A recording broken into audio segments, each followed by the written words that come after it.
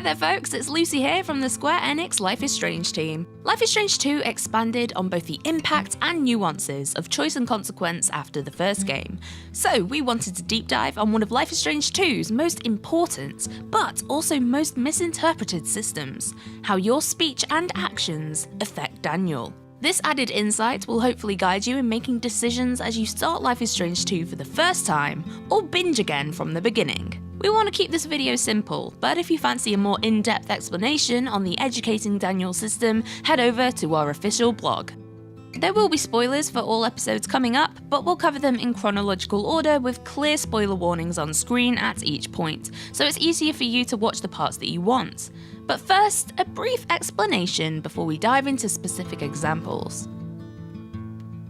As you may know, choices and their consequences in Life is Strange 2 are primarily centered around Daniel, the younger brother of Sean, the character that you play. But what we purposefully haven't outlined properly to date is the depth of this Educating Daniel system, or how it actually functions, as we want players to experience the narrative as naturally as possible. Right! Yes! We'll often see players deconstruct the outcome of a Life is Strange 2 episode using the choice and consequence system of previous games. Like, if you chose these specific 3 or 4 options, you'll get outcome X. Sorry, Lisa. Too much water. But interpreting Life is Strange 2 in this way may lead to frustration and confusion. I hate this place.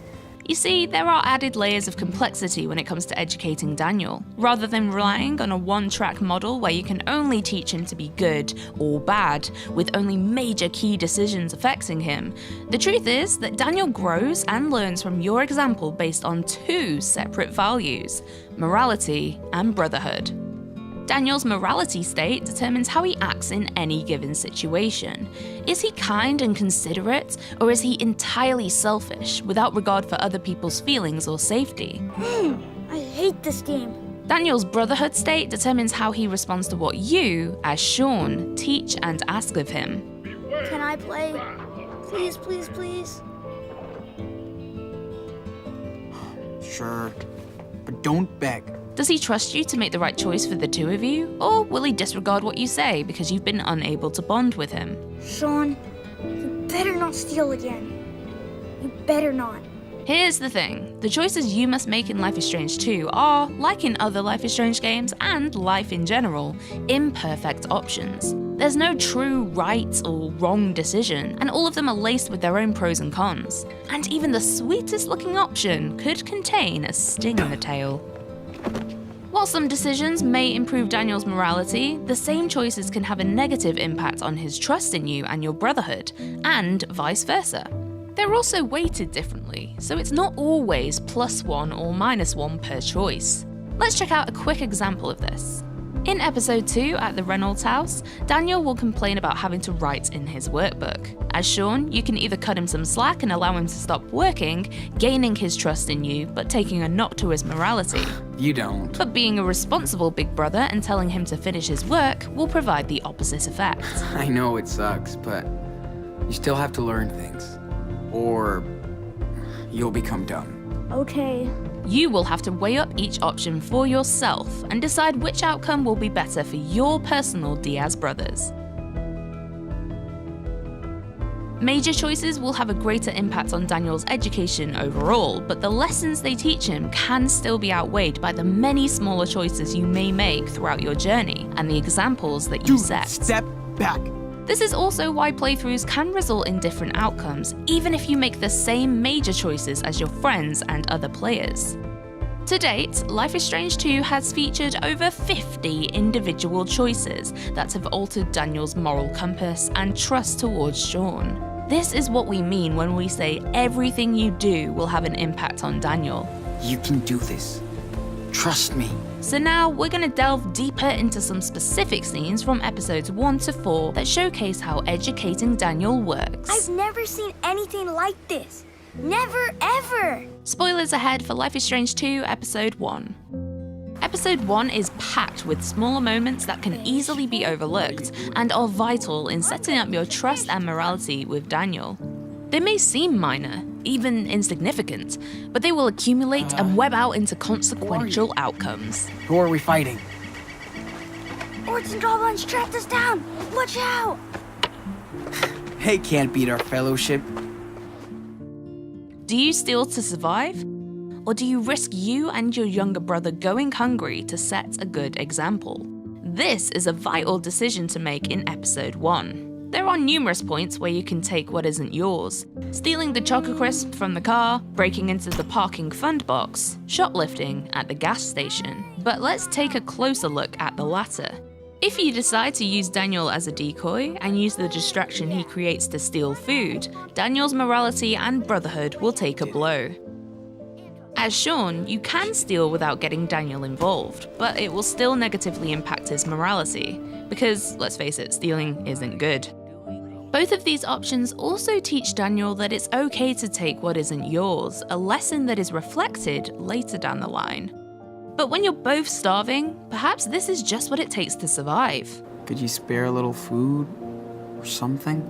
Hey, look at that one. It might be tempting to be a sarcastic big brother rather than a supportive one, but this will leave Daniel in a negative headspace. Not feed or disturb the animals?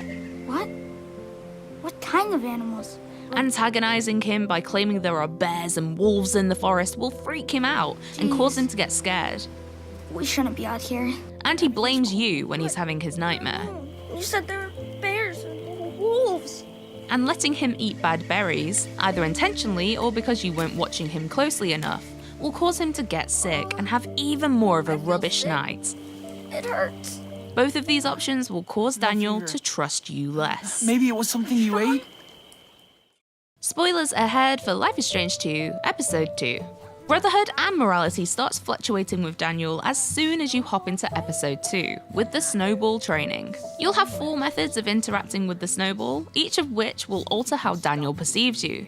You can throw the snowball properly, gaining Daniel's trust. You can throw a snowball at Daniel's head, which will rightly decrease his trust in you. Throwing it at Mushroom, how dare you, will take a knock to not only his trust in you, but his moral compass too. You almost hit our dog. Learn how to aim. And finally, if you're a truly harsh big brother, throwing a snowball at Daniel and Mushroom will negatively affect both too. Daniel. That's what you get. Happy? Spoilers ahead for Life is Strange 2, Episode 3. There's a scene in camp where Daniel is helping with the chores by doing the dishes. This is another example of apparently inconsequential moments still shaping young Daniel's perception of the world and his older brother. Not helping him out will result in a double brotherhood and morality drop, whereas offering help, whether he chooses to accept it or says he can manage alone, will boost both values. Yeah. I don't miss doing the dishes.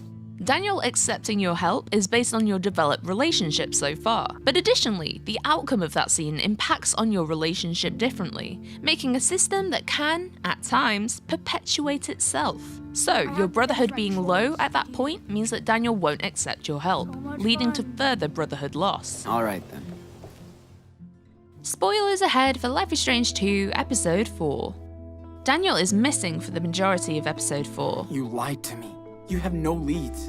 You have no fucking idea where my brother is. And so your influence on him comes down to what you've taught him so far. There are some key points where you can affect your relationship with Daniel, and some really significant moments where your actions up until this point will shape the course of events to come. Namely in the scene where you reunite and talk about Sean's eye. What?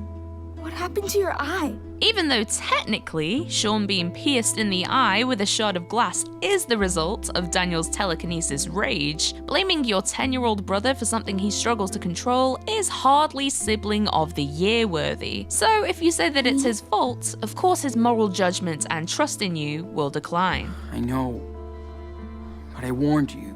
At the fiery conclusion of Episode 4, as the church burns down around the Diaz brothers with their mother and Lisbeth inside, the way that Daniel behaves in the final confrontation with Lisbeth shows perfectly how you've raised him to date. If Daniel's morality is low, he will try to hurt Lisbeth without any direction from Sean, lifting her up with his power. You really did try to use me. If your brotherhood is high enough, Sean can convince Daniel not to harm her. Daniel even says, Here. I trust you. which implies that letting her go isn't something he really wants to do, but that he will follow your judgment. If Daniel's morality and brotherhood are both low, then Sean is trapped by the choice between letting Lisbeth be strangled and Daniel having her death on his conscience, or shooting Lisbeth, taking the moral burden for himself.